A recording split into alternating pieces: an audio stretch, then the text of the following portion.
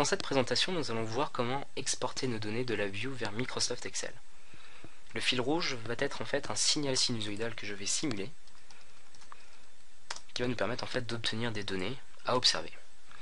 Donc via le VI Express simuler un signal, je récupère un sinus d'amplitude 1. Je vais observer sur un indicateur graphe le résultat de cette génération et obtiens sur ma face avant donc mon tracé. La première méthode, la plus simple, consiste à activer depuis le tracé l'exportation vers Excel.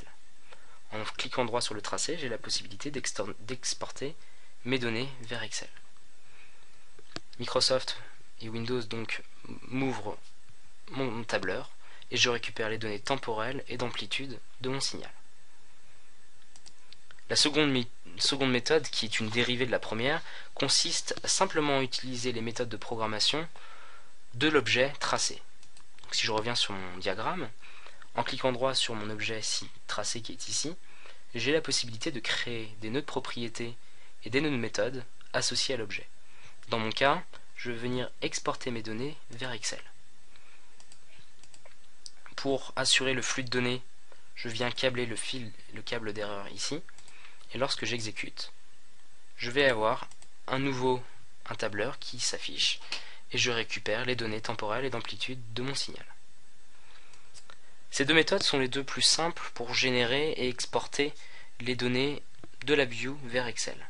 La troisième, qui est encore une fois elle aussi assez simple, va consister à utiliser un VI Express, donc un VI de configuration, directement disponible dans la palette Entrée-Sortie sur Fichier, qui s'intitule Écrire dans un fichier de mesure.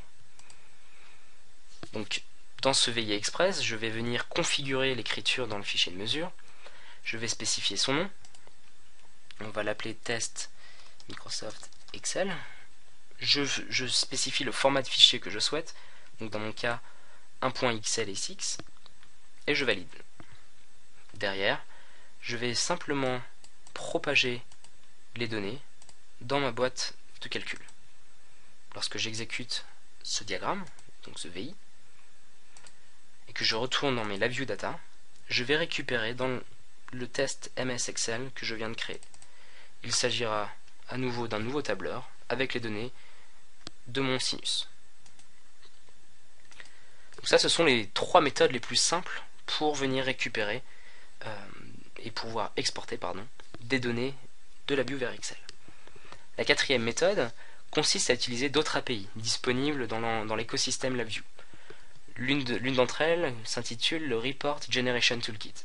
Il s'agit en fait d'une API qu'on peut venir installer directement dans LabVIEW, qui nous permet de faire du reporting un peu plus avancé, personnalisé, directement via une palette. Dans cette palette, je vais par exemple pouvoir utiliser le VI Express Microsoft Office Report, qui va me permettre en fait de créer des rapports avancés, customisés, mais en ayant quand même un aspect basé configuration.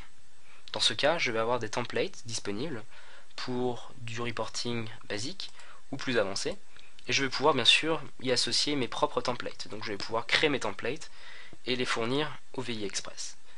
Je vais dans mon cas ici utiliser un report assez simple. Donc je viens valider mon VI Express, je vais supprimer mon exemple précédent et récupérer mon VI Express. Donc la première chose que nous allons faire, c'est simplement venir utiliser les données que je souhaite afficher sur mon rapport. Ensuite, il va être peut-être intéressant d'y associer et de personnaliser un petit peu ce report.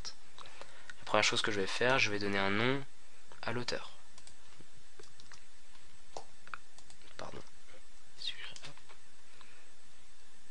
Donc je vais mettre le nom de l'auteur. De la même manière, je vais créer le nom de la société.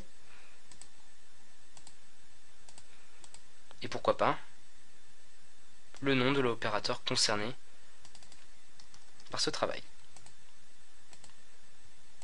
Une fois que ces données sont mises en place, je revérifie que l'ensemble du paramétrage a été fait. OK.